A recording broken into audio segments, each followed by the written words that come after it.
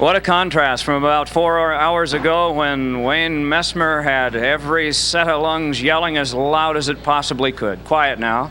Chicago, a proud team, but they did lose in 4 straight to these Pittsburgh Penguins. Always intrigued with what my broadcast partner from Philadelphia has on his mind. Bill Clement, wrap her up. Well, the period has finally been placed on a hockey season that has really shown the sport having some of its best highs and some of its lowest lows. It really has been a bizarre year. But it ended up on such a positive note for the Pittsburgh Penguins. But from a Chicago Blackhawk perspective, they appeared to be so close, and ultimately were not that close at all. The way the Pittsburgh Penguins won in 4 straight, the Chicago Blackhawks will have to learn the hard way that time is the only thing that will heal the emotional pain that they are feeling right now. And the Pittsburgh Penguins were an organization that couldn't get out of its own way for so many years. Before winning last season, the Penguins didn't even make the playoffs 7 of the previous 8 years. And now under Craig Patrick, having even lost their coach Bob Johnson, were able to be deep enough to put Scotty Bowman back behind the bench and win another Stanley Cup. The Pittsburgh Penguins, to me, are truly a great hockey organization because they are able to take excellent hockey teams. They did it against the Boston Bruins, they did it against the Chicago Blackhawks, and make them appear to be just average. The Chicago Blackhawks are not an average team, and the Pittsburgh Penguins are an outstanding team. Boy, they capped it off well. Chicago won 11 straight, and the Pittsburgh Penguins 11 straight to finish everything, too. More thoughts? Let's go to John Davidson. Thanks, Mike. I, too, would like to express my congratulations to both Chicago and to Pittsburgh for getting here. And what a great game this one was tonight. It shows again at the end of a season how great this game can be. It was fast. There was great hitting. There was very little of the other stuff called stick work, and that's something I think that will be addressed this summer.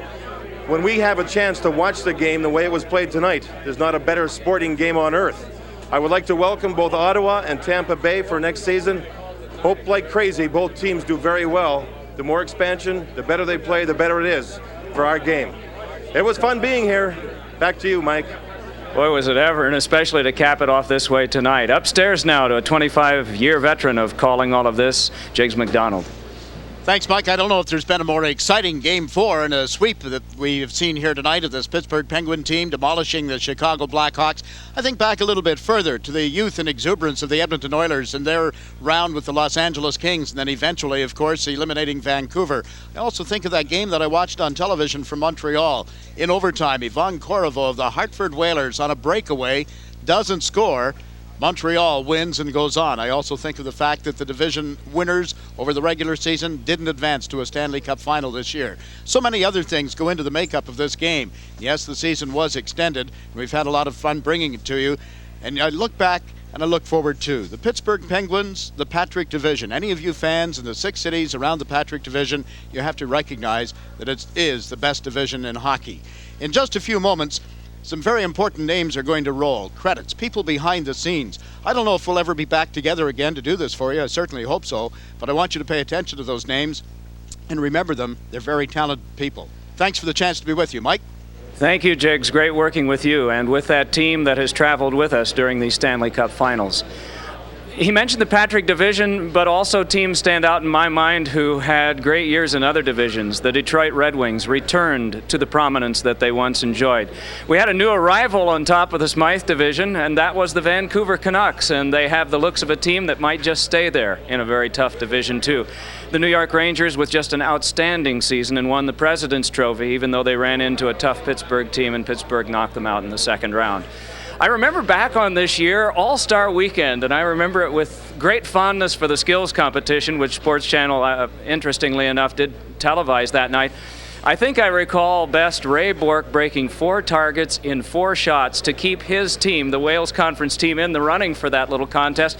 And of all ironies, Mario Lemieux won it and won about everything else this year. He won the skills competition on a penalty shot against, of all people, Ed Belfour. And I think if you were taking wagers that night, you would have never thought that those would be 2 of the big players in the Stanley Cup Final Series. There was Ray LeBlanc coming over and playing right here in Chicago Stadium and getting his one and only National Hockey League win in his very first game against the San Jose Sharks, and what a marvelous story they turned out to be this year, especially from a marketing standpoint, and a tremendous impact that they've made in the Bay Area. There were names like Fedorov, which we'd heard before, but also Pavel Bure and Igor Kravchuk, who came from a new free Russia. And there may be a new name next year, not a new name in the newspaper headlines, but a new name in an NHL uniform, and we'll watch over the summer to see if Eric Lindros winds up somewhere for next season. I think one of the more touching nights was Larry Robinson making an address to the fans at the Montreal Forum, the final time that he'll come in there as a player, wearing the uniform of the Los Angeles Kings. And an especially touching night at Civic Arena in Pittsburgh when candles were burned on the special memorial night for Bob Johnson. His phrase keeps coming back, and we should not lose sight of the tremendous job that Scotty Bowman did, a guy who had big shoes to fill and really had nothing more to prove by coaching a hockey team, but he took it on anyway and led them right to a championship as Bob Johnson did. It is a great day for hockey, and tomorrow will be a great day for hockey in Pittsburgh, even though no games are going to be played. Because they sure played one tonight, and they won it over the Chicago Blackhawks 6-5, swept the series 4-0. We'll miss hockey, but there's just a short summer. Have a great summer, everyone. Good night from Chicago.